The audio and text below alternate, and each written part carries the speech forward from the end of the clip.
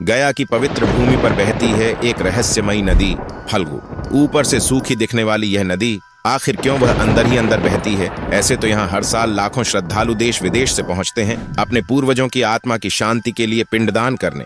लेकिन सोचिए, जिस पवित्र नदी में ये तर्पण होता है वो नदी ऊपर से पूरी तरह सूखी क्यों है? आखिर ऐसा क्या हुआ था जिसने फल्गु नदी को श्रापित कर दिया? इस सूखी नदी के पीछे छिपी है एक रहस्यमयी पौराणिक कथा, एक ऐसी कहानी जिसे बहुत कम लोग जानते हैं। इस वीडियो में हम आपको बताएंगे फल्गु नदी आखिर सूखी क्यों है और वो कौन सा गूढ़ रहस्य है जो इसे आज तक श्रापित बनाए हुए है। तो इस रहस्यमयी कथा को अंत तक जरूर देखें, क्योंकि आगे आपको ऐसी अद्भुत जानकारियां मिलने वाली हैं जो न सिर्फ हैरान कर देंगी बल्कि आपके मन को भी छू जाएंगी। अगर ये कहानी आपके दिल में जगह बनाए तो इस वीडियो को प्रेम से लाइक करें और कमेंट में एक साथ लिखें, हर हर महादेव। नमस्कार दोस्तों, वायु पुराण और अग्नि पुराण के अनुसार गया में पिंडदान की मान्यता आज की नहीं बल्कि प्राचीन काल से चली आ रही है। यहाँ तक कि भगवान राम, लक्ष्मण और माता सीता भी यहाँ आए थे अपने पिता राजा दशरथ का पिंडदान करने। उस समय गया उतना विकसित नहीं था और तर्पण की सामग्री पास में आसानी से नहीं मिलती थी, इसलिए राम और लक्ष्मण सामग्री लेने समीप के बाजार की ओर चले गए और तभी सीता माता अकेली फल्गु नदी के तट पर बैठी थी। तभी अचानक एक चमत्कार हुआ, धरती फटी और राजा दशरथ की आत्मा ने अपना हाथ बाहर निकाला। एक आकाशवाणी हुई, हे पुत्री, समय निकला जा रहा है, मुझे पिंड तर्पण दो। सीता माता घबरा गईं। राम और लक्ष्मण तो अभी तक सामग्री लेकर लौटे ही नहीं थे।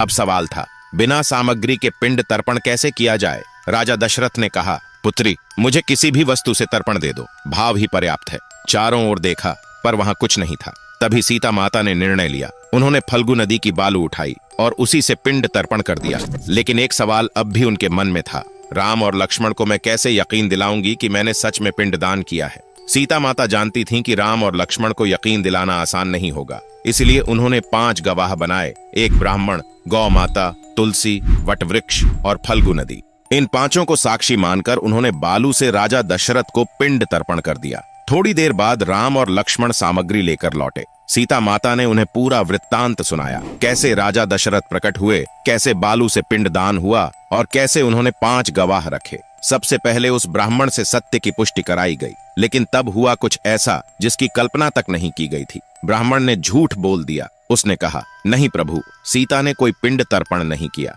दरअसल ब्राह्मण के मन में लोभ जाग उठा था।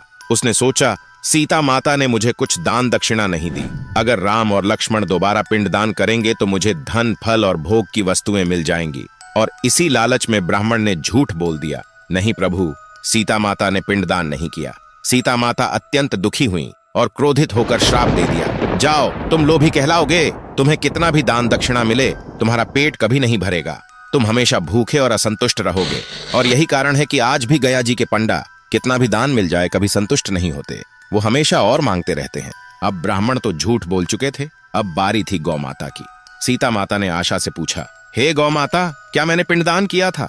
लेकिन गौ माता ने भी सत्य नहीं बताया। उन्होंने धीरे से गर्दन हिलाई और कहा, नहीं प्रभु, सीता माता ने पिंड तर्पण नहीं किया। यह सुनकर सीता माता का हृदय व्यथित हो उठा। जिस गौ माता को संसार में पूजनीय माना गया, जब वही सत्य से विमुख हो गई तो सीता माता ने उसे भी श्राप दे दिया, जाओ, अब से तुम्हारी पूजा तुम्हारे पीछे के भाग से होगी, पूरी दुनिया तुम्हारे पृष्ठ भाग को ही पूजनीय मानेगी। और तभी से यह परंपरा बनी कि गाय की पूंछ पकड़कर उसकी पूजा की जाती है, मतलब पीछे के भाग को सबसे पवित्र माना जाता है। अब बारी आई तीसरे साक्षी तुलसी माता की। तुलसी, जिनका स्थान हर पूजा में होता है। सीता माता ने उनसे भी पूछा, हे तुलसी, क्या मैंने पिंड तर्पण किया था? लेकिन तुलसी ने भी सत्य को छुपा लिया। उसने सोचा, यदि राम भगवान स्वयं मुझे स्पर्श करेंगे तो मेरा सौभाग्य और भी बढ़ जाएगा, मैं धन्य हो जाऊंगी। इस स्वार्थ में उसने भी झूठ बोल दिया, नहीं प्रभु, सीता माता ने पिंड तर्पण नहीं किया। अब सीता माता का धैर्य टूट गया। उन्होंने कहा, तुलसी, तुमने भी मेरे साथ छल किया है, अब से तुम्हारा जन्म वहां होगा जहां गंदगी होगी। और तभी से तुलसी साफ सुथरी जगहों पर जल्दी नहीं उगती, लेकिन जहां गंदगी, नमी या गंदा माहौल हो वहां वो तेजी से पनप जाती है। इसके बाद जब राम और लक्ष्मण को विश्वास नहीं हुआ तो सीता माता ने अगला साक्षी फल्गु नदी को बुलाया और कहा, इनसे पूछिए प्रभु, ये साक्षी हैं। नदी के मन में भी एक इच्छा थी, काश राम मुझे छूते तो मेरा सौभाग्य और बढ़ जाता। इस लालच में उसने भी सच छुपा लिया। सीता माता फल्गु नदी की बात सुनकर अत्यंत क्रोधित हो गईं। उन्होंने गुस्से में श्राप दे दिया, तुम्हारे भीतर जो घमंड है वो अब तुम्हें पूरी तरह से सूखा देगा। जाओ, अब तुम सदा के लिए सूख जाओगी। जैसे ही श्राप की शक्ति फैलती है, फल्गु नदी हाथ जोड़कर सीता माता के सामने प्रकट हो जाती है और विनती करती है, माता, यदि मैं पूरी तरह सूख जाऊंगी तो यहाँ आने वाले लाखों प्यासे भक्तों को जल कौन देगा? मैं तो जीवन देने वाली धारा हूँ। तब जाकर सीता माता का क्रोध थोड़ा शांत हुआ और उन्होंने फल्गु को एक संशोधित श्राप दिया, तुम ऊपर से सूखी रहोगी लेकिन तुम्हारी जलधारा धरती के नीचे बहेगी। और तभी से यह रहस्य जुड़ा कि फल्गु नदी ऊपर से पूरी तरह सूखी दिखाई देती है, लेकिन आज भी अगर आप गया के फल्गु घाट पर बालू को हाथ से थोड़ा हटाएं तो 1 से 2 हाथ नीचे से पानी खुद बहता हुआ निकल आता है। अब तक चारों गवाह फल्गु नदी, ब्राह्मण, गौ माता और तुलसी सीता माता को निराश कर चुके थे। 5वीं बारी थी आखिरी साक्षी वट वृक्ष की। आंखों में आंसुओं लिए सीता माता वट वृक्ष से बोली, हे वट वृक्ष, क्या तुम भी झूठ बोलोगे? बताओ, क्या मैंने पिंड तर्पण नहीं किया? वट वृक्ष मौन रहा, लेकिन उसका मन विचलित हो उठा। उसने सोचा, इन सभी ने अपने अपने स्वार्थ में सच छुपा लिया, लेकिन मैं क्यों छुपाऊं? मेरा कोई स्वार्थ नहीं, मुझे तो केवल सत्य का साथ देना है। और तभी वटवृक्ष ने स्पष्ट शब्दों में कहा, हाँ प्रभु, सीता माता ने राजा दशरथ का पिंड तर्पण किया है। ये सब जो कह रहे हैं वो झूठ है। मैं स्वयं इस पवित्र कार्य का साक्षी हूं। सीता माता की आंखों से आंसू बह निकले, लेकिन अब ये आंसू दुख के नहीं, सत्य की जीत के थे। वो वटवृक्ष से प्रसन्न हो गईं और कहा, हे वटवृक्ष, तुम सदा हरे भरे रहोगे। जब जब गया में पिंडदान होगा तब तब तुम्हारे सान्निध्य में ही होगा। अगर कोई तुम्हारे पास पिंडदान नहीं करेगा तो उसका तर्पण अधूरा माना जाएगा। और तभी से यह वटवृक्ष अक्षय वट कहलाया।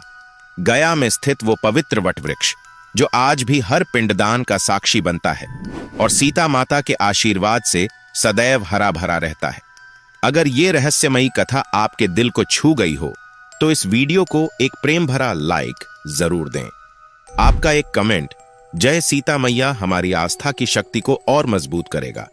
और ऐसी ही चमत्कारिक पौराणिक कहानियां जानने के लिए अभी चैनल को सब्सक्राइब करें, क्योंकि अगली कथा और भी अद्भुत होने वाली है।